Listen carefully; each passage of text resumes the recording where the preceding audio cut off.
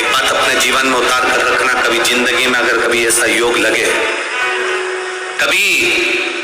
तुम्हारे जीवन में कभी ऐसा लगे, अब तो थोड़ी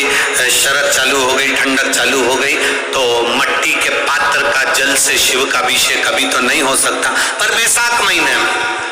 ज्येष्ठा महीने में कभी मौका लगे अपने जीवन में और तुम्हें लगे कि मेरे जीवन में दुख समाप्त ही नहीं हो रहा, मेरे दुख जा ही नहीं रहा, तो 5 बेलपत्र,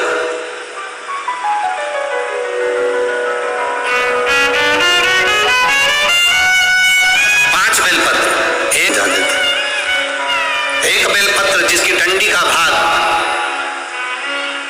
जल जहां से बहकर बाहर निकल रहा है, अशोक सुंदरी का स्थान देखा है ना सब लोगों ने, बस उसी स्थान पर पहली बेलपत्र।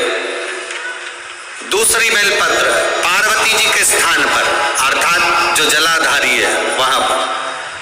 तीसरी बेलपत्र शंकर भगवान के शिवलिंग के सम्मुख में जहां आप बैठे हो वहां बैठकर डंडी का भाग विपरीत दिशा में रखकर, तीसरा बेलपत्र। चौथा बेलपत्र भगवान शंकर का जल जहां से नीचे गिर रहा है उस ओर सीधी बेलपत्र नीचे की ओर, और 5वीं बेलपत्र शंकर भगवान के अशोक सुंदरी के स्थान को छुआकर नंदी के पास रखकर, जो घड़े में जल है अर्थात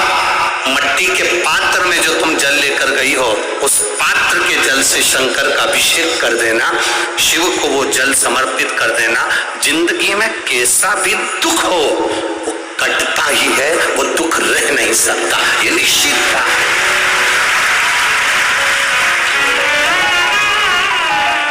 कभी कभी आप लोगों ने नागपुर में ऐसा दर्शन करा कि नहीं करा हमें नहीं मालूम, नागपुर की लीला तो हम नहीं जानते, पर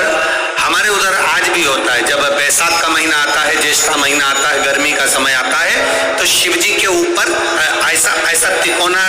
लोहे का कुछ एंगल बनाकर उसके ऊपर मिट्टी का हंडा रख देते हैं। अब यहाँ नागपुर में आप लोगों ने दर्शन करे ना करे वो हमें नहीं मालूम, पर अभी तक चांदी का लगता था, अभी तक सोने का लगता, पीतल का लगता, तांबे का लगता, पर जैसे ही बैसाख का महीना आया, जैसे ही ज्येष्ठा महीना आया, वैसे ही मिट्टी का पात्र रख दिया जाता, उसमें से बूंद बूंद पानी शिव जी को समर्पित।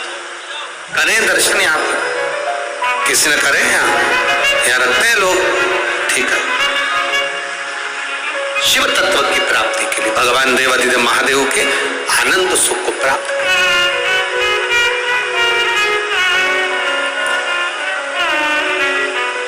जल, अग्नि, आकाश, वायु, पृथ्वी, 5 तत्व भगवान शंकर के ये 5 मुख है। इसलिए आरती में भी हम लोग करते हैं